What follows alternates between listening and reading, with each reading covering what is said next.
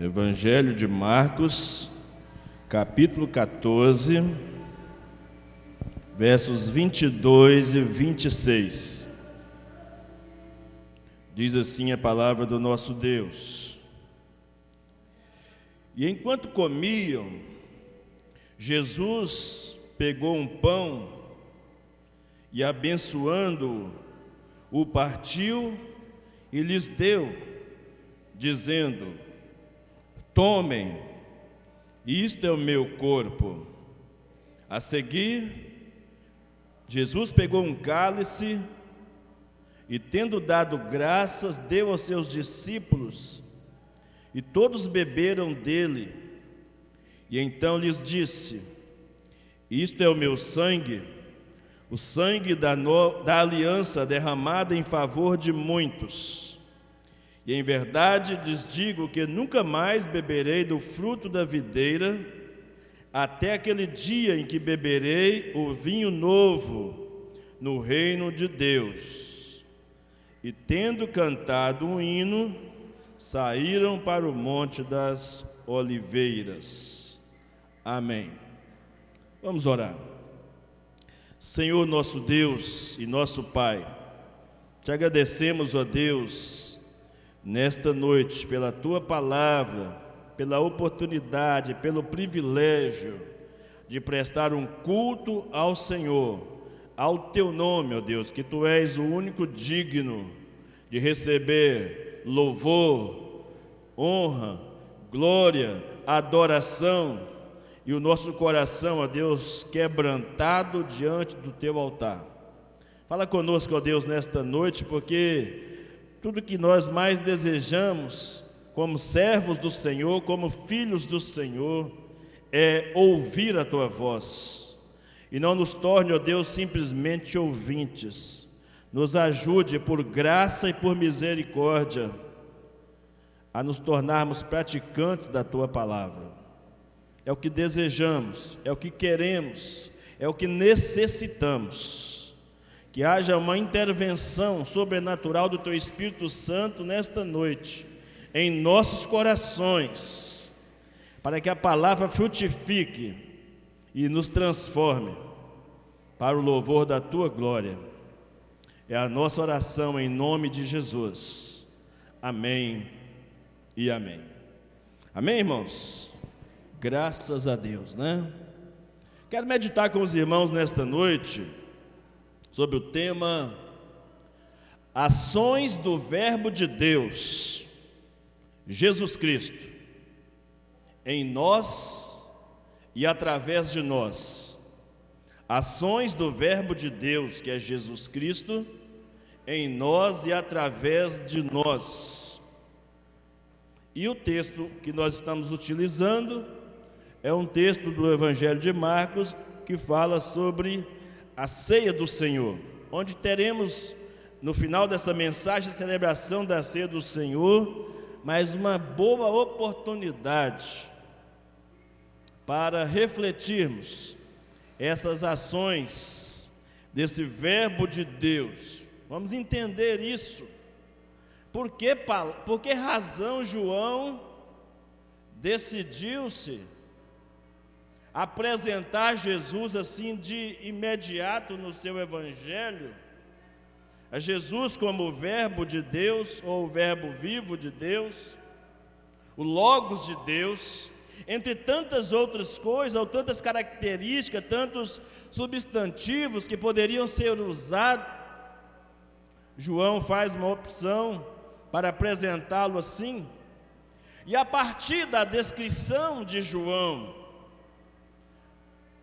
em que faz menção de Jesus como verbo de Deus, podemos tomar dos ensinamentos de Jesus todos os verbos como ações de Deus. Ações de Deus através de Jesus, em nós, que depois resultará em ações de Jesus através de nós. Ou o mover de Deus. Quando se fala de ação, a palavra verbo sempre indica que há uma ação, há um movimento. O Evangelho é dinâmico, o Evangelho não é estático. A palavra de Deus não pode chegar e morrer em você. A palavra de Deus precisa chegar em mim, precisa chegar em você e tomar forma de vida, e frutificar, espalhar. Primeiro se espalha em nós e depois se espalha através de nós, com nossas palavras, com nossas ações. Então, as palavras de Jesus, então, passam a ter um sentido maior para nós, quando Ele mesmo é o verbo que faz com que as coisas aconteçam, dá ação. Ele dá ação aos acontecimentos. Não são acontecimentos que surgem por acaso, por obra da natureza, ou simplesmente por ações humanas, mas são manifestações claras do mover de Deus no homem, e através do homem por uma mediação de Jesus, o Verbo de Deus. E às vezes eu costumo dizer aos irmãos aqui, alguns irmãos já devem ter ouvido eu falar isso mais de uma vez aqui. Quando lemos o texto bíblico, devemos estar atentos a alguns significados desse texto para nós. Um verbo, um substantivo, uma vírgula, uma exclamação, quem sabe uma interrogação, tem muito a nos dizer.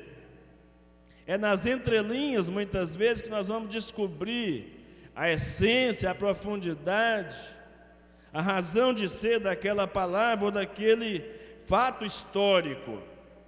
E nós estamos aqui diante de um fato histórico.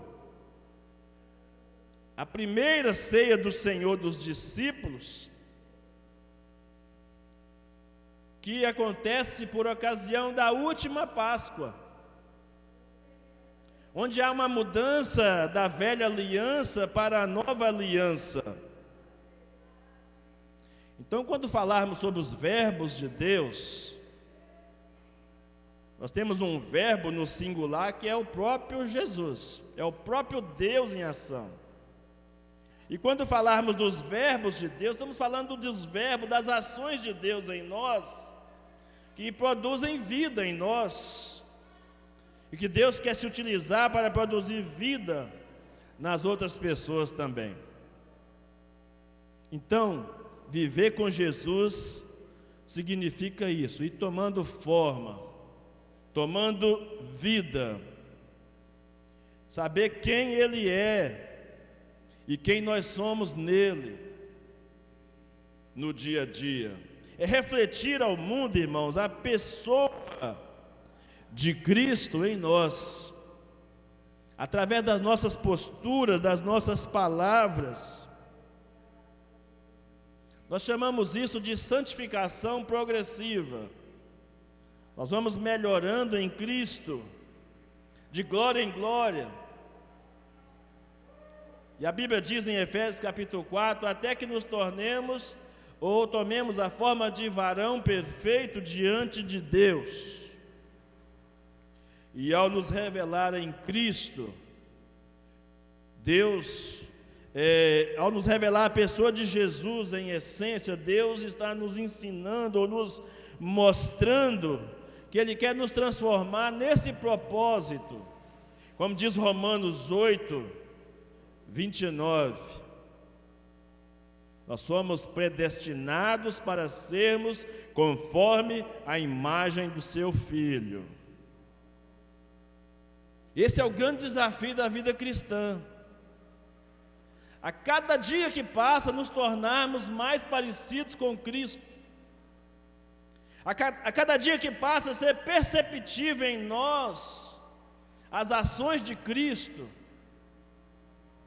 de modo que as pessoas até se confundam, pensar que quem sabe é Cristo que está agindo, e que de fato deva ser Ele estar agindo em nós, e não nós mesmos, ou nossas ações pessoais. Então, as palavras de Deus são os verbos da vida, são as manifestações das ações de Cristo em nós, e precisamos nos alimentar dessa palavra, porque a Bíblia diz em Romanos 10:17 que a fé vem pelo ouvir e ouvir a palavra de Deus. Por isso que nós temos tanta necessidade de nos alimentarmos. Aqui no texto, um pequeno texto como esse que nós lemos, de Marcos 14, de 22 a 26, tem vários verbos que indicam ações poderosíssimas de Jesus em nós e através de nós. Quero mencionar apenas alguns desses vários verbos que aqui tem para nossa reflexão nessa noite. E o primeiro que eu quero usar como referência é quando no verso 22 diz: enquanto eles comiam, Jesus tomou o pão. Depois no verso 23 diz que ele tomou o cálice. Tomar aqui tem um sentido de pegar, de agarrar. Tomar aqui tem um sentido de tomar posse. Nesse texto, ou nesses versos aqui. Então Jesus tomou posse daquele pão que estava sobre a mesa, e depois ele toma posse daquele cálice que também está ali, para repartir com seus discípulos. E a primeira coisa que aprendo aqui, irmãos, é que a primeira coisa que deve estar sobre a mesa, não somente no momento como esse de celebração da ceia do Senhor, mas na mesa da nossa existência. A primeira coisa que deve estar sobre a mesa é o nosso coração. Um coração entregue às mãos ou nas mãos de Jesus. E quando você entrega o coração, nós temos o coração como sede das emoções, como uma representatividade da nossa alma. Quando se entrega o coração, se espera que você entregue tudo, tudo que somos e tudo que lemos, e tudo que temos, tudo que somos e tudo que temos. Não dá para imaginar que alguém decida entregar um coração e esse coração esteja dividido ou repartido, de modo que não se entrega completamente. Toda entrega que é feita a Jesus tem que ser entregue de forma total. É uma entrega sem reservas, sem deixar nada para trás. Nenhum compartimento da nossa vida pode ficar à mercê dessa entrega. Não pode ficar à parte dessa entrega. Nenhuma área sequer da nossa vida. É como se alguém casasse com uma pessoa e diz: você está casando comigo, você tem controle sobre determinadas áreas da minha vida, mas aqui você não mexe, aqui você não mexe, aqui você também não pode mexer. Que parceria é essa? Que envolvimento é esse que temos com essa pessoa, que nós não temos, que ela não tem a liberdade de ter tudo de nós? Se espera-se que quando casamos com alguém, ou quando somos casados, é que a entrega tenha sido total. É por isso que quando queremos dividir a atenção com outras coisas, a família e o casamento às vezes naufraga, porque a entrega não foi completa e nem total. Então com Jesus é sempre assim. Ele toma ou pega aquilo que nós entregamos a Ele de coração, com a entrega completa, total, sem reservas. E o que Ele pega em nós ou de nós, Ele pega para fazer algo muito melhor do que Ele está recebendo de nós.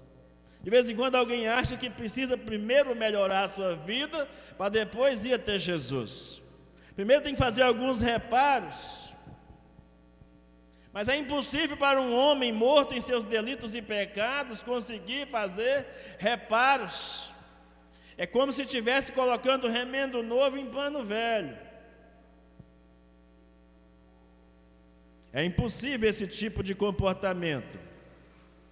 Mas, de acordo com a Bíblia, aquilo que nós damos de coração ao Senhor, mesmo que pouco, Ele faz multiplicar. Nós temos um exemplo claro disso na multiplicação dos pães e dos peixes, lá no capítulo 6 de João. 5 pães e 2 peixinhos. Alimentou a multidão de provavelmente 15 a 20 mil pessoas. E ainda sobraram cestos cheios para uma eventual necessidade. Eu não sei como é que está o seu coração essa noite. Eu não sei como é o tamanho do que você tem para oferecer ao Senhor essa noite. Mas uma coisa eu estou certo, estou convicto disso essa noite, amados. Que ainda que o seu coração esteja em pedaços essa noite, espero que não, mas que ainda que estivesse assim, entregue os pedaços para Jesus. Entendendo que entregar os pedaços a Jesus não quer dizer entregar a sobra. Entendendo que entregar os pedaços a Jesus é entregar tudo que você tem, tudo que você é, ainda que aos seus olhos muito pouco. Pode entregar a Jesus, porque Ele é um consertador de corações. E só Ele tem poder de transformar você, a mim, a nós, pecadores perdidos, em habitantes das mansões celestiais. E tudo que nós dermos a Jesus, toda entrega que nós fizermos de nós mesmos a Ele, Ele pega, abençoa e reparte com os outros, e transforma. E nesse contexto da ceia, então, é Cristo voluntariamente ofertando a si mesmo. A Bíblia diz que Ele tomou sobre si as nossas dores, os nossos pecados, as nossas enfermidades, e as entregou ao Pai, para que nele nós nos tornássemos pessoas transformadas, abençoadas, bem-sucedidas, espiritualmente, principalmente espiritualmente falando, mas em todas as áreas da nossa vida, nos tornar uma pessoa melhor. Na Isaías 53, de 4 a 6, a Bíblia diz: apesar disso, foram as nossas enfermidades que Ele tomou sobre si, e foram as nossas doenças que pesaram sobre Ele. Pensamos que o seu sofrimento era castigo de Deus, castigo por sua culpa. Verso 5, mas Ele foi ferido por causa de nossa rebeldia, esmagado por causa de nossos pecados, sofreu castigo para que fôssemos restaurados, recebeu açoite para que fôssemos curados. Todos nós nos desviamos como ovelhas, deixamos os caminhos de Deus para seguir os nossos caminhos. E no entanto, Deus, o Senhor, fez cair sobre Ele os pecados de todos nós. Jesus tomou sobre si os pecados de todos nós, de todo o seu povo, comprando assim o perdão de Deus, para que todo aquele que nele crê não pereça, mas tenha a vida eterna. Todo aquele que nele crê e o recebe com fé. É isso que esses verbos da ceia do Senhor, aqui na celebração da ceia do Senhor, apontam para nós nesta noite. O poder dessa entrega de Jesus e o que Ele nos ensina, como devemos também nos entregar na nossa caminhada cristã. Jesus tomou a nossa morte, irmãos, para que nós pudéssemos experimentar a vida dele. E eu gosto muito de 1 João 3,16. Eu sou apaixonado com esse versículo. 1 João 3,16. Muita gente prefere João 3,16, mas eu prefiro 1 João 3,16, que diz assim: nisto conhecemos o amor, que Jesus deu a sua vida por nós, e nós devemos dar a nossa vida pelos nossos irmãos. Não faz nenhum sentido você receber João 3,16 e não praticar 1 João 3,16. Não faz nenhum sentido. Não haverá frutos dessa salvação na sua vida, no seu dia a dia. Então a pergunta é: você que ainda não tomou a vida de Jesus para si, esse momento da celebração da ceia do Senhor seria um ótimo momento para você fazer isso com fé. Tomar a vida de Jesus para si significa arrepender-se dos seus pecados, colocar a sua vida no altar de Deus, ter uma experiência com Ele, crer para a sua salvação, saber que a recompensa do meu, do seu, dos nossos pecados é a morte, a Bíblia diz, mas que nós temos em Cristo a solução para o problema dos nossos pecados, para o problema do nosso relacionamento quebrado com Deus. A Bíblia diz que só tem uma chance, só tem uma oportunidade para que você e eu reatemos a comunhão com Deus, é se formos aceitos por Ele no sacrifício de Cristo. Romanos capítulo 5, versículo 1, diz que é quando nós somos justificados por Cristo que alcançamos paz com Deus. É o que a Bíblia diz. E paz com Deus significa restabelecer a comunhão com Ele. Então, no primeiro momento, você precisa entregar. E você, que já creu em Jesus, você que já recebeu Jesus no seu coração, não sei há quanto tempo, se há 6 meses, se há 1 ano, se há 5 anos, se há 10 anos, se você nasceu no Evangelho, se você, quem sabe, tem um dia que você tomou uma decisão no seu coração, não importa, você precisa continuar entregando diariamente o seu coração no altar do Senhor, porque a Bíblia diz que por amor de Cristo nós somos entregues todo dia à morte, como ovelha que é levada ao matadouro.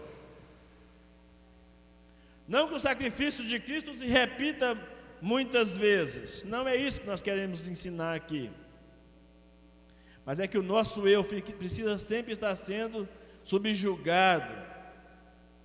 Enquanto vivemos nesse corpo mortal, o nosso eu precisa constantemente ser subjugado.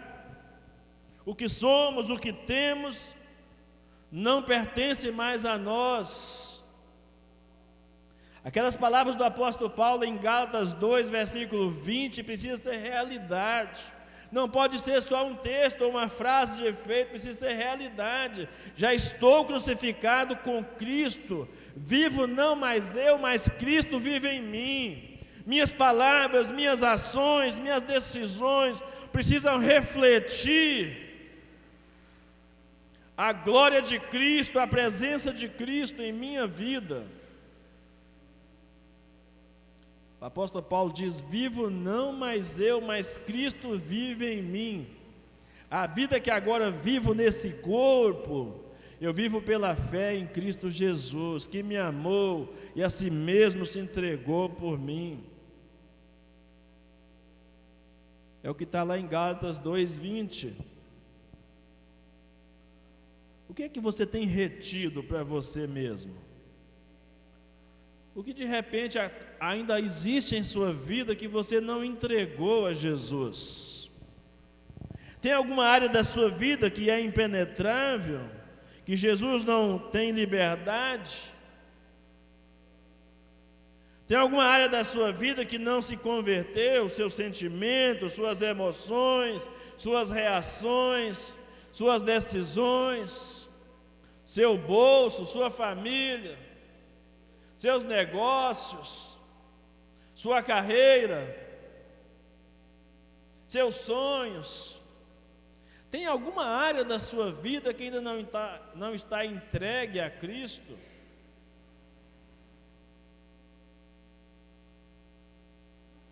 Eu costumo dizer aos irmãos que tem 2 cânticos que eu tenho muita dificuldade para cantar, se ele não expressar a verdade que está no meu coração. Um deles é um cântico que diz assim: abro mão dos meus sonhos, abro mão da minha vida por ti. Será que abrimos mesmo? O que mais fala o nosso coração? É a nossa carreira, nossa saúde, nossos interesses pessoais, que está entrando em conflito com a vontade de Deus em nossas vidas. E um outro hino que geralmente era cantado, muito cantado na hora da entrega dos dízimos, das ofertas, e às vezes eu acho que não deve ser cantado, porque se ele não refletir de fato o que nós estamos fazendo, nós corremos o risco de Deus falar conosco aquilo que Ele falou com o povo de Deus, lá no livro do profeta Isaías, no capítulo 1. Eu não suporto o cântico de vocês. Lembra disso? Está no capítulo 1 de Isaías. O cântico de vocês me causa náuseas.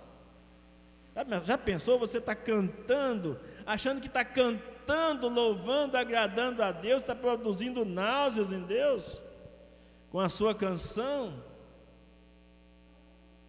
Esse cântico é aquele do cantor cristão 295, lembra dele não? Pelo número? Tem tanto tempo que a gente não canta a música do cantor cristão, né? Mas o hino 295 do cantor cristão diz: tudo, ó Cristo, a ti entrego. Lembra? Tudo. Será que nós estamos entregando tudo mesmo? Resoluto, diz o cântico, submisso.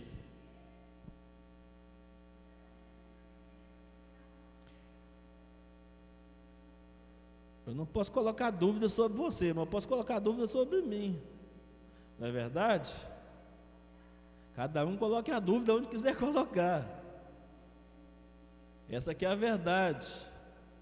Se nós estamos entregando tudo, então, amados, tome a sua vida em suas mãos e entregue nas mãos de Jesus. É o melhor lugar onde ela pode estar.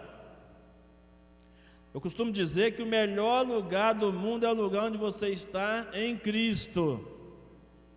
Esse é o melhor lugar do mundo. Não importa se é num grande centro, numa grande capital, não importa se é lá na África, não importa se é numa cidade como Timóteo, Coronel Fabriciano, Ipatinga, não importa se é numa pequena roça, num pequeno arraial, o lugar melhor é o lugar que você está no centro da vontade de Deus.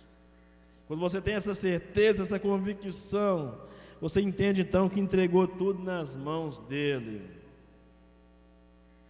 Por que o melhor lugar é estar em Cristo?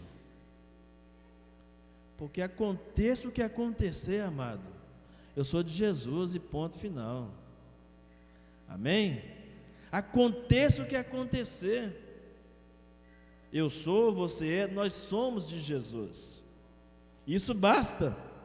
Isso basta. E quando nós nos entregamos totalmente a Ele, o que Ele vai fazer?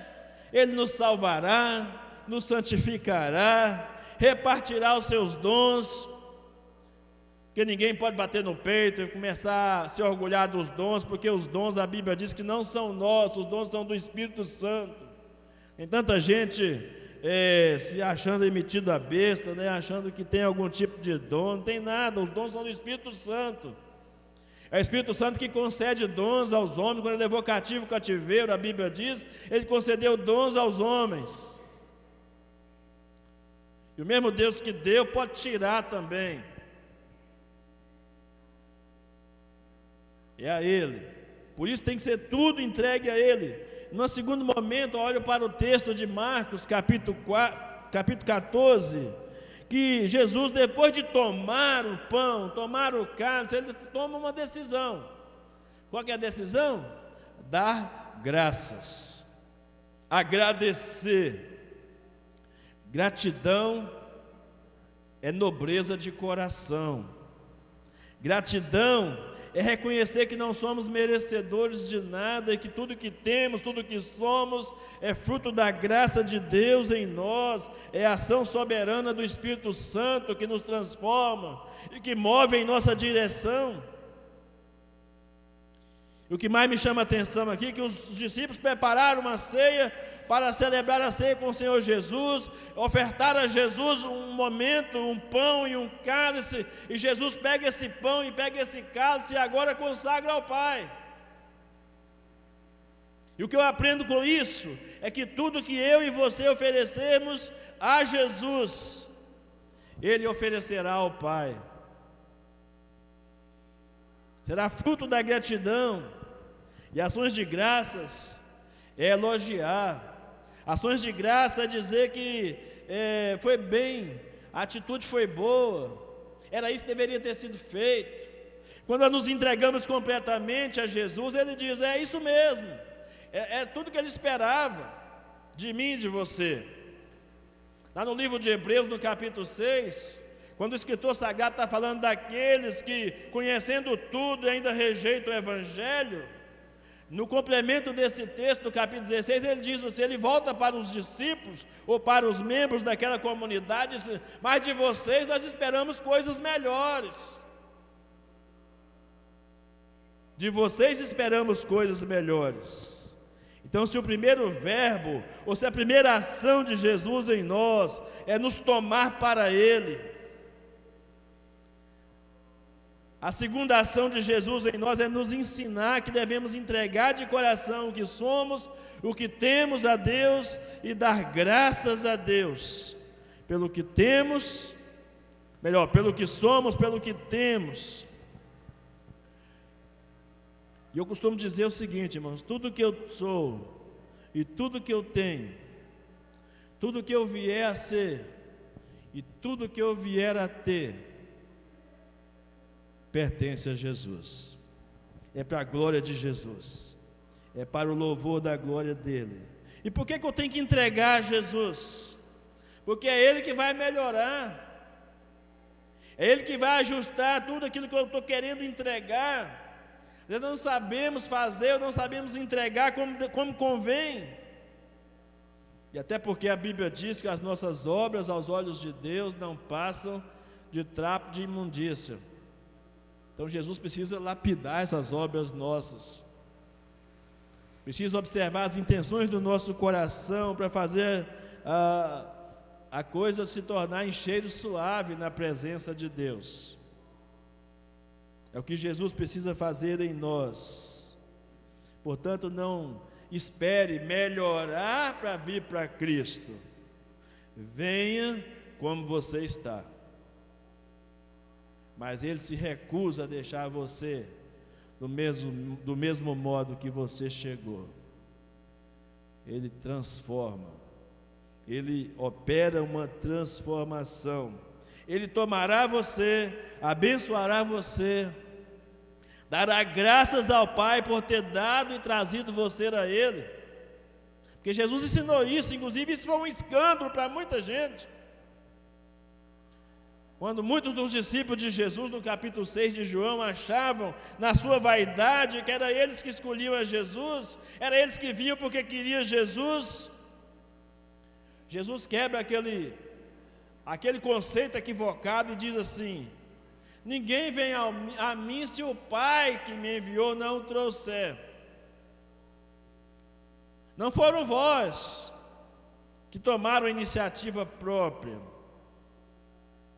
Em outras palavras, Paulo depois em Filipenses diz que é Ele que opera em nós o querer e o realizar. E o que quer dizer isso? Quando Deus decide salvar um homem, uma mulher, uma pessoa, Ele coloca no coração desse homem, dessa mulher, uma sede, um amor, uma paixão, uma necessidade da presença de Deus, desejo de ser salvo, e depois ele efetivamente salva essa pessoa. Deus não brinca de faz de conta, irmãos. Se o seu coração nesta noite foi inflamado pela graça de Deus, é porque Deus está fazendo algo novo no seu coração, porque Deus não brinca de faz de conta. Ele opera o querer, Ele põe a vontade, Ele efetivamente te salva e te transforma. E só quem já foi transformado pelo poder de Deus é que sabe dizer isso, atribuir toda a glória, toda a honra a Ele, e dizer, foi Ele, eu não tenho outra explicação, pela vida que eu tinha, pelo que eu vivia, não tem outra explicação para a minha vida se não fosse a ação de Jesus em mim, a ação de Deus em mim. E a Bíblia diz que Jesus não somente salvará você, mas santificará você. De vez em quando alguém, temendo pela sua salvação, se apega de maneira equivocada a algum texto, me fugiu a referência agora, mas está em Mateus, que diz, aquele que perseverar até o fim será salvo. Aí alguém desenvolve uma teologia ou uma teoria da perda da salvação, baseado nesse versículo. E eu só tenho uma coisa a dizer para você, irmão, você e eu, só podemos perseverar se Ele nos preservar no caminho. Ninguém pode entender a doutrina da perseverança sem a doutrina da preservação divina. É Ele que nos mantém no caminho.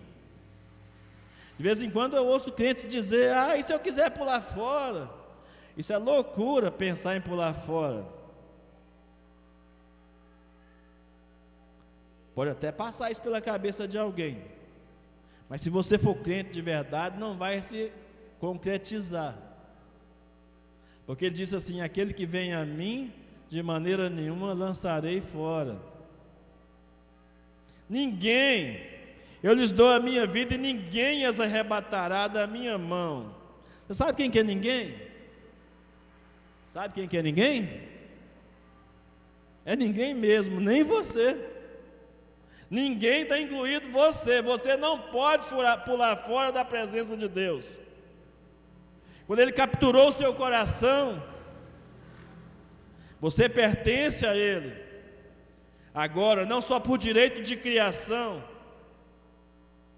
mas também por direito de redenção. Ele pagou o preço pela sua vida. Ele é seu dono. Ele tem direito sobre você. Então, por mais que você queira, deixa eu te contar uma notícia boa. Por mais que você queira, você não vai conseguir fugir da presença de Deus. Amém? Lá no Salmo 139, o salmista diz, para onde eu vou fugir? E o contexto de João 6, que eu citei ainda há pouco aqui, quando todo mundo foi embora, e ficaram só os 12, Jesus se volta para eles e diz assim, muito bem, vocês estão de parabéns, pelo menos tem 12 fiéis aqui, vou dar até um prêmio especial para vocês. Foi isso que Jesus falou? Claro que não. Vocês querem ir também? Pode ir também. Quais são as motivações do seu coração para permanecer? O que está aí guardado no seu coração para permanecer no caminho? Ou você está no caminho por medo de quê? Por medo da morte? Você está no caminho por medo do inferno? Ou você está no caminho porque foi alvo do amor e da graça de Deus?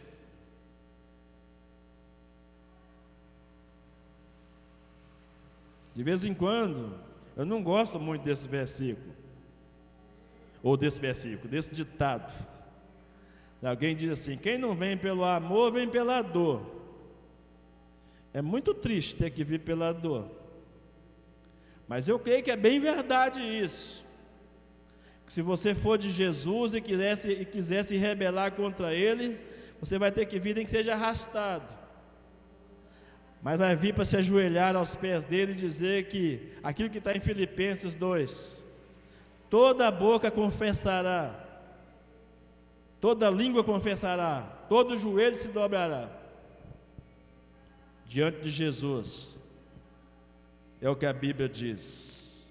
Por fim, ele diz que depois de agradecer, ele parte o pão. O que entregamos de coração não permanece como nós entregamos ou como nós trazemos. Ele abençoa e reparte, ele compartilha,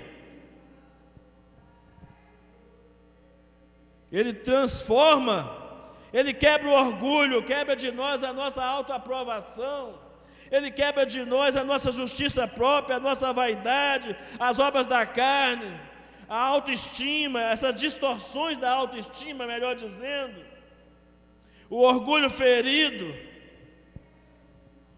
e nos quebranta, e nos faz uma pessoa contrita. E olha o que diz o Salmo 51, verso 17: coração quebrantado e contrito, Deus não despreza jamais. Tempo de celebrar a ceia do Senhor é tempo de quebrantamento, é tempo de partir. E é isso que Ele quer fazer conosco esta noite: partir, partilhar.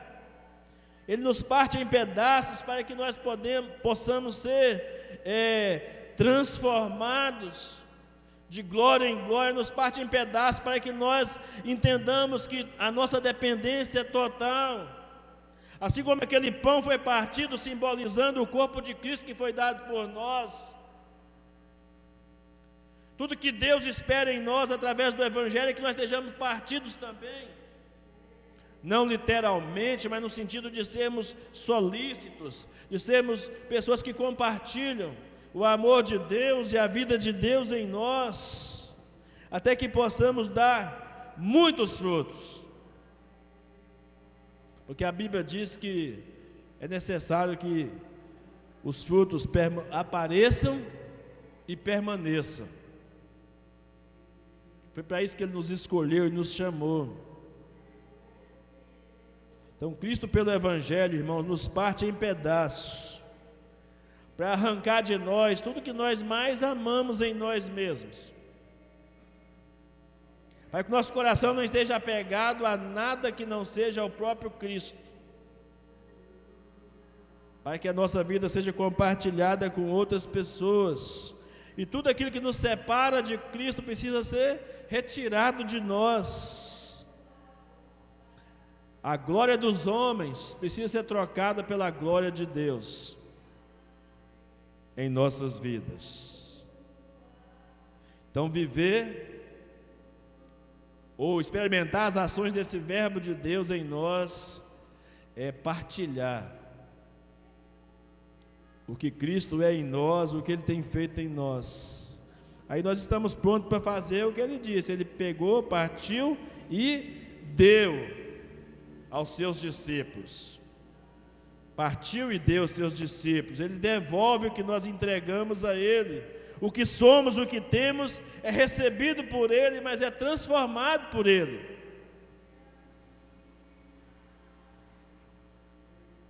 Não há poderes especiais no pão e nem no cálice. O poder especial está em Jesus, que opera em nós a transformação. Se você, ao comer do pão essa noite, ao beber do cálice essa noite, não tiver no coração uma disposição interior de mudança, de transformação, de nada valerá, será apenas um ritual.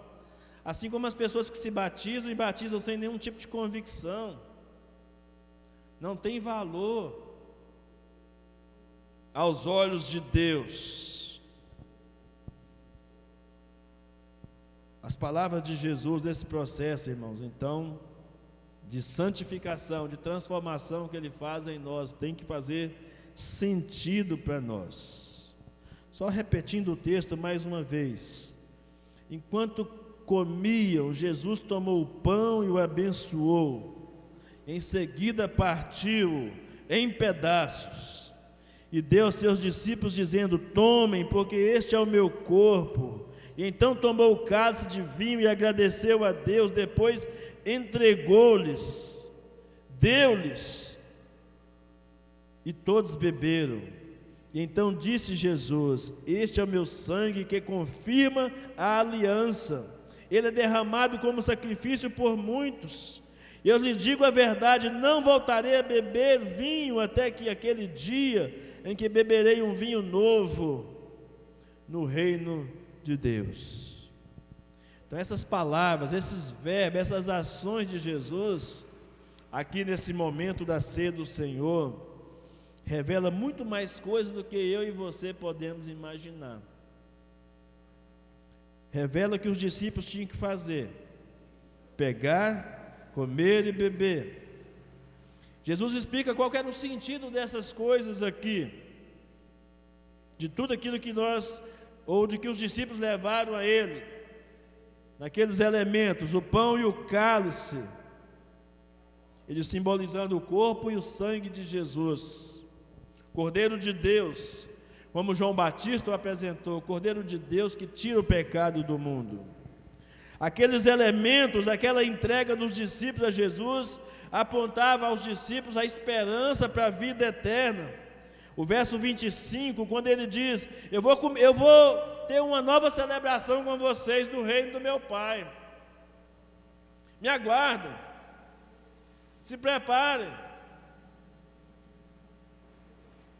É o que a Bíblia chama de bodas do Cordeiro. Um dia vamos celebrar com o Senhor. Então, toda vez que eu como do pão, toda vez que eu bebo do cálice, estou anunciando a morte do Senhor Jesus. A Bíblia diz: até que Ele venha.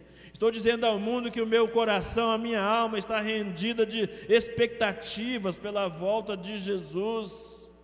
Podemos dizer: Maranata, a hora vem, Senhor Jesus. O Max estava pregando domingo passado aqui e falou que tem faltado paixão. É numa hora dessas, quando celebramos a ceia do Senhor, que a gente percebe o tamanho da paixão que temos por Jesus, o anseio que há no nosso coração pela volta dEle, ou não. Ele diz que beberíamos um vinho novo. E tudo mais que Ele faz, irmãos, a palavra de Deus nos traz a iluminação pelo Espírito Santo. Celebrar a ceia do Senhor nesta noite, para nós, precisa estar muito claro para nós isso esta noite. Revelar quem nós somos em Cristo, quem Cristo é em nós, e como devemos viver. Nos explica, a ceia do Senhor nos traz a lembrança do Gênesis ao Apocalipse. A ceia é como se fosse um resumo da doutrina. A ceia aponta para o Deus Criador, que criou o homem, que caiu, aponta para a queda do homem, todo o processo, toda a história da salvação, toda a história da redenção da humanidade, que culmina na pessoa de Cristo Jesus, como resposta. Muita gente fica perguntando qual que é o sentido da vida. Só existe sentido em Jesus. Em lugar nenhum mais você vai encontrar. Pode ir aos médicos, pode ir aos advogados, pode ir aos psicanalistas, aos psicólogos, pode ir aos políticos, pode ir aonde você quiser. Nem mesmo as religiões pode trazer sentido para a vida, porque somente Jesus é a vida.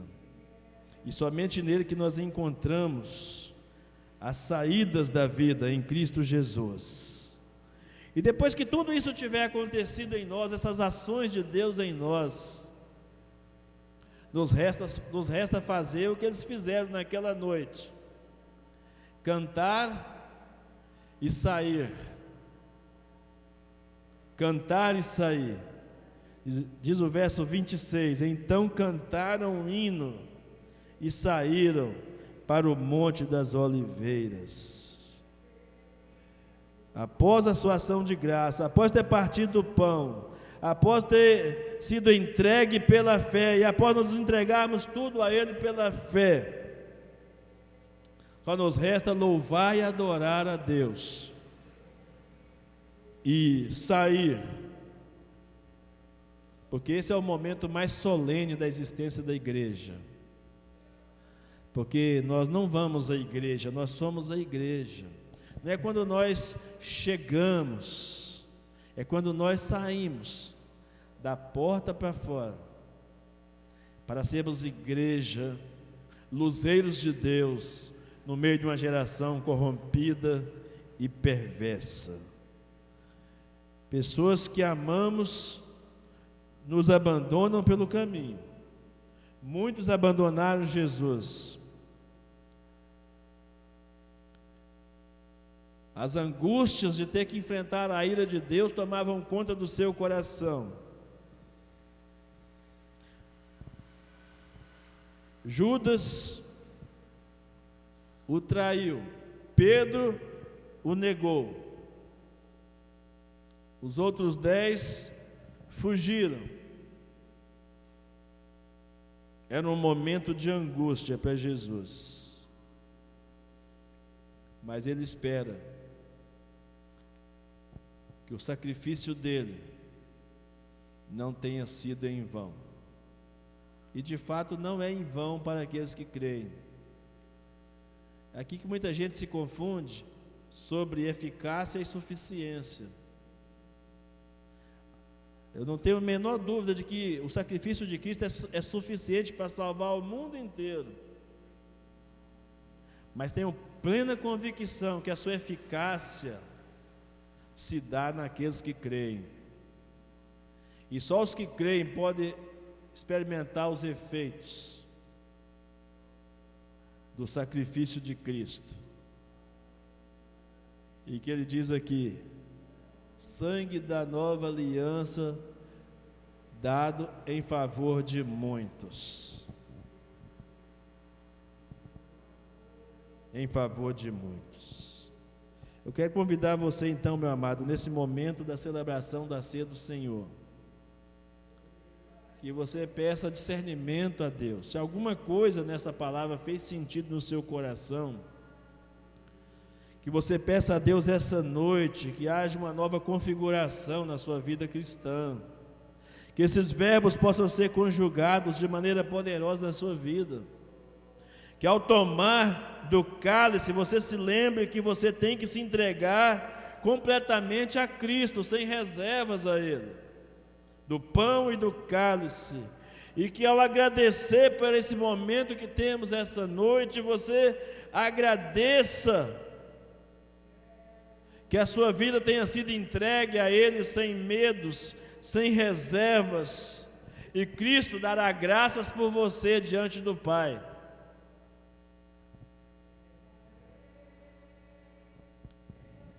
Que você possa partir ou repartir a salvação com outras pessoas, mas que o seu velho homem também seja partido, quebrado, para que as ações do novo homem possam florescer em você, que você se entregue completamente a Cristo e aos outros, como diz 1 João 3,16, e sua vida seja uma verdadeira adoração. Saia para cante e saia para servir no reino de Deus. E todos quanto conjugar esses verbos essa noite, deve ter algo em mente, em memória de Cristo. Sabe o que significa isso? Sabe o que significa dizer em memória de Cristo? É mais do que falar de lembrança. Em memória de Cristo é fazer exatamente o que Paulo diz em 1 Coríntios 10:31. Quer comais, quer bebais, quer passar qualquer outra coisa, fazer tudo para a glória de Deus. Em memória de Cristo essa noite, é para que a glória seja dada somente a Ele. Ou como diz o apóstolo Paulo em Romanos 11:36, porque dele,